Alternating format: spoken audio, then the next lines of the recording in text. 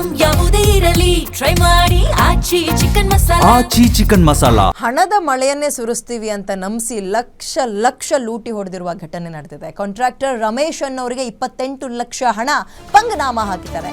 ಹಣವನ್ನ ಡಬ್ಲಿಂಗ್ ಮಾಡ್ತೀವಿ ಅಂತ ನಂಬಿಸಿ ವಂಚನೆ ಮಾಡಿದ್ದಾರೆ. 1 ಲಕ್ಷಕ್ಕೆ 3 ಲಕ್ಷ ಕೊಡೋದಾಗಿ ಹೇಳಿ ಗುತ್ತಿಗೆದಾರನಿಗೆ ದೋಖಾ ಮಾಡಲಾಗಿದೆ. 26,60,000 ಹಣವನ್ನು ಆರೋಪಿಗಳು ಪಡೆದಿದ್ರು. ಮಧುಗಿರಿ ಮೂಲದ ವಿಜಯ್, ಕೆರೆಗುಡ್ಡದಹಳ್ಳಿಯ ಕೃಷ್ಣ ಸಿಂಗ್ ಮತ್ತು ಡ್ರೈವರ್ ನವೀನ್ ಆರೋಪಿಗಳು. 1 ಲಕ್ಷಕ್ಕೆ 3 ಲಕ್ಷ ಕೊಡ್ತೀವಿ, 3 ಪಟ್ಟು ಕೊಡ್ತೀವಿ ಅಂತ ಯಾಮಾರಿಸಿರೋದು. ಇದನ್ನ ನಂಬಿ ರಮೇಶ್ ಅನ್ನೋರು 8ನೇ ಮೈಲಿಗೆ ಹಣ ತಗೊಂಡು ಹೋಗಿದ್ದಾರೆ. ನಾವು ಕೊಡೋ ಹಣ 9 ತಿಂಗಳ ನಂತರ ಪೇಪರ್ ಆಗುತ್ತೆ ಅಂದಿದ್ದಾರಂತೆ ಕಿರಾತಕರು. 8ನೇ ಮೈಲಿ ಬಳಿ ರಮೇಶ್ ಬಳಿಯಲ್ಲಿ 28 ಲಕ್ಷ ರೂಪಾಯಿ ಪಡ್ಕೊಂಡಿದ್ದಾರೆ. ಹಣವನ್ನು ಚೆಕ್ ಮಾಡ್ಕೊಂಡು ಬರ್ತೀವಿ ಅಂತ ತಗೊಂಡಿದ್ದಾರೆ. ಅಲ್ಲಿಂದ ಎಸ್ಕೇಪು. 40 ಲಕ್ಷ ಹಣವನ್ನು ಸದ್ಯ ರಿಕವರಿ ಮಾಡಿದ್ದಾರೆ ಪೊಲೀಸರು. ದೂರುದಾರ ರಮೇಶ್ ಅಷ್ಟೇ ಅಲ್ಲ, ಇನ್ನೋರ್ವ ವ್ಯಕ್ತಿಗೂ ಕೂಡ ಇದೇ ರೀತಿಯಾಗಿ 18 ಲಕ್ಷ ವಂಚಿಸಿದರು ಇವರು. ಬಾಗಲಕುಂಟೆ ಪೊಲೀಸ್ ಠಾಣೆಯಲ್ಲಿ ಪ್ರಕರಣ ಈಗ ದಾಖಲಾಗಿದೆ. ಅಲ್ಲ, ಈಗ ಜನ ಮರಳೋ ಜಾತ್ರೆ ಮರಳೋ ಅಂತಾರಲ್ಲ, ಹಾಗೆ ಇನ್ನೂ ಕೂಡ ಇಂಥವುಗಳನ್ನೆಲ್ಲ ನಂಬ್ತಾರೆ ನಮ್ಮ ಜನ. ಅಂದರೆ ಈ ಸೋಷಿಯಲ್ ಮೀಡಿಯಾ ಕಾಲದಲ್ಲೂ ಕೂಡ ನಂಬ್ತಾರೆ ಅಂದರೆ ಅದೇ ಆಶ್ಚರ್ಯ ಆಗೋದು. ನೀವು ಯಾಮಾರವ್ರು ಇರೋ ತನಕ ಯಾಮಾರಿಸೋರು ಇದ್ದೇ ಇರ್ತಾರೆ.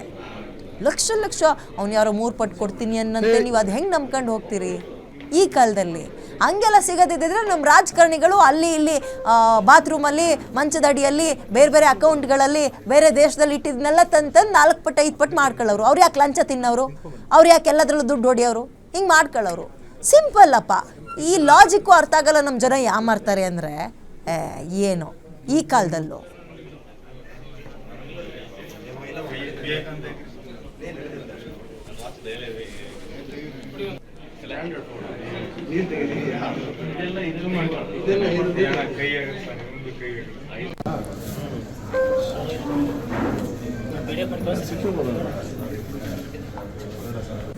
ಬನ್ನಿ ಸರ್, ನಿಂತ್ಕೊಳ್ಳಿ ಸರ್, ನಿಂತ್ಕೊಂಡ್ಬನ್ನಿ.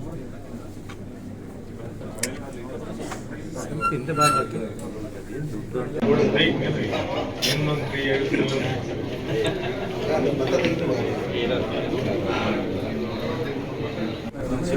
Hey